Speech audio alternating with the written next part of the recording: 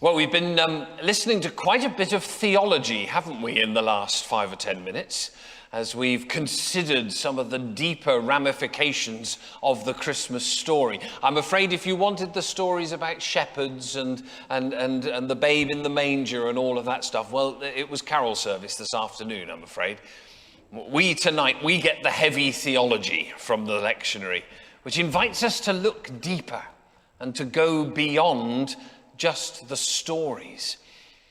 But, I wonder what it is that captures us about the Christmas story. It is, after all, a story that never fails to warm our hearts or to make us tingle with excitement, does it? And I think it's because, like all great stories, this one has so many brilliant elements to it. First, it's a story with a journey at its heart. There's the journey from Nazareth to Bethlehem, then on to Egypt, and then back home again, eventually to Nazareth. Everyone loves a road movie, don't they? From The Wizard of Oz to Thelma and Louise, we all recognize deep down that road movies or road stories are analogies of our lives, filled with all the joy and the pain of a journey. Secondly, this is a story with some juicy scandal in it. From EastEnders to tabloid newspapers, we all like a bit of juicy scandal, don't we? Well, in this case, it's the scandal of a child born out of wedlock. Much more horrifying, though, is the scandal of King Herod, putting the children of Bethlehem to death for fear of losing his throne. This is a scandal about power. And we like scandals about power, don't we? Just read the papers of the last few weeks. And we recognize scandals about power when we see them, don't we? Whether they're scandals in Parliament or the fictional horror of, Darth Vader and the Death Star. We recognize the real horror of people who try to dominate others through violence, as Herod did. So what have we got? A journey. We've got lots of scandal, battles for power. We've got, what I can only describe as magic and mystery. Everyone who's ever enjoyed a fairy tale or a Harry Potter movie instinctively picks up on those mysterious wise men of the East who are still on their way because it's not Epiphany yet, so they don't arrive at the stable for a little while yet. But they are the wise men who mysteriously follow a star. And then, if you want to talk about magic and mystery, let's not forget the angels, those mysterious beings that we can barely understand, suddenly appearing and proclaiming peace on earth. So we've got a journey, we've got juicy scandal and a bit of aggro over power and politics. We've got magic and mystery. There's a fourth element. Animals. Yeah, little sheep on the hillside. Yeah. Mary on her donkey. Yeah. Anyone who thinks human beings don't like animal stories should check out the number of cat videos on YouTube.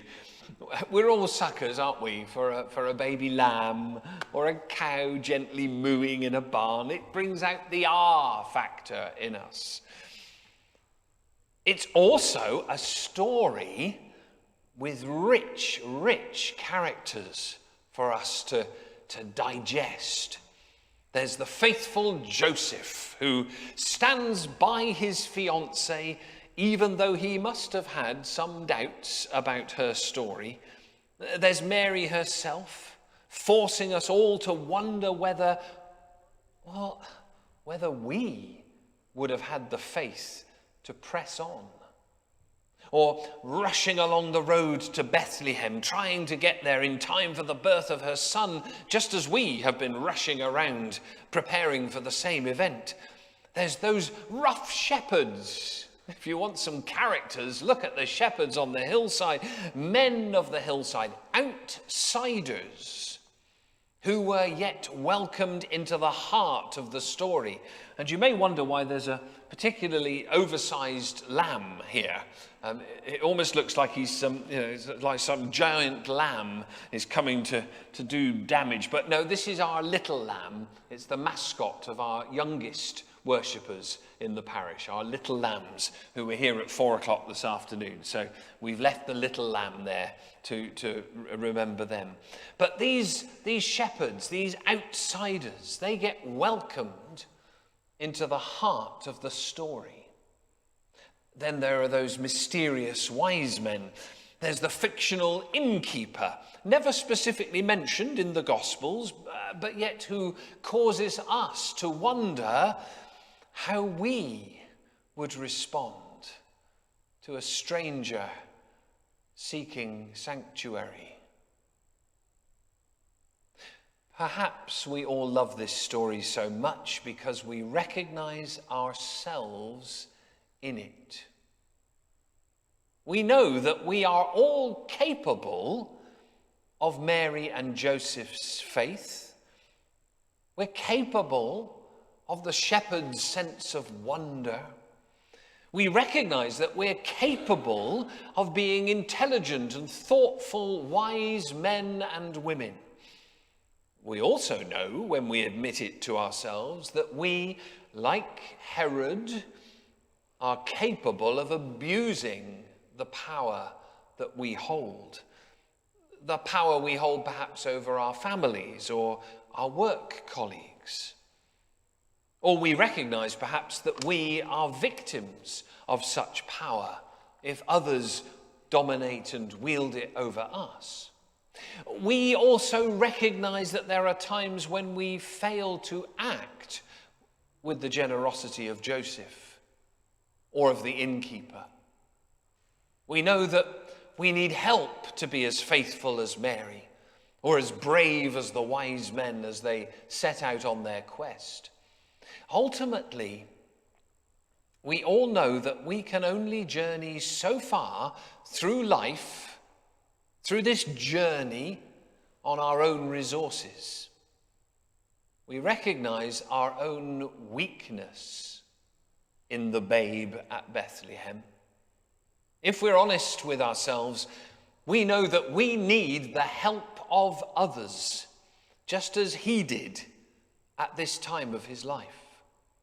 We cannot live in isolation. We cannot do this thing called life on our own. There's so many layers to this story, aren't there?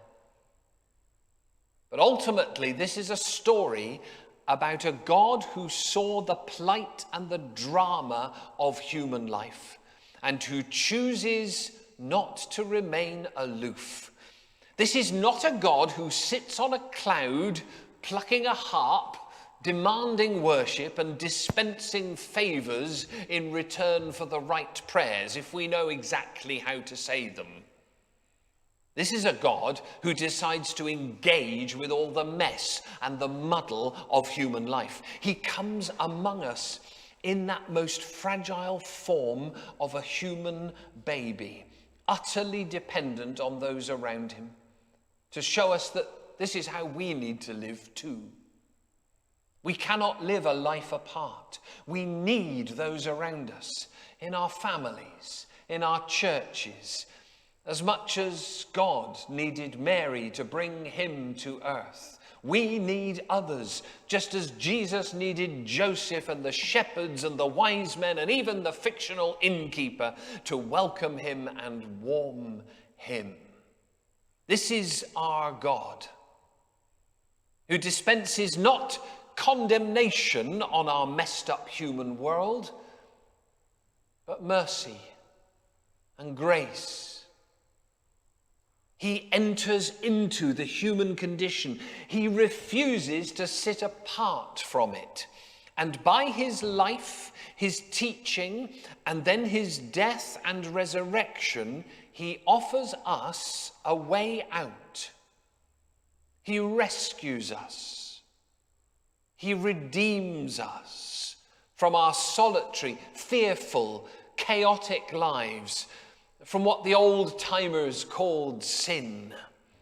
God enters our existence as a word of hope, a word of challenge. He shines a light into humanity's darkness. Sadly, all too often, I think, we are blind to the light that he shines. We're deaf to the word that he speaks. That's why the third verse of our offertory hymn tonight, "It came upon a midnight clear," is so special and so powerful. Yet with the woes of sin and strife, the world has suffered long. Beneath the angel's strain have rolled 2,000 years of wrong. And man at war with man hears not the love song that they bring. Oh, hush the noise, ye men of strife, and hear the angels sing. My prayer for all of us is that this Christmas we will hear anew the power of the Christmas story. May we open our eyes to the light of Christ and our ears to the Word who is God. May we begin to recognize that the Christmas story is also our story, that it contains within it all the challenge that we need to turn from our sometimes solitary, often fearful, chaotic, consumerist, self-focused lives and to turn towards the babe of Bethlehem, asking him, begging him to save us from ourselves. Amen.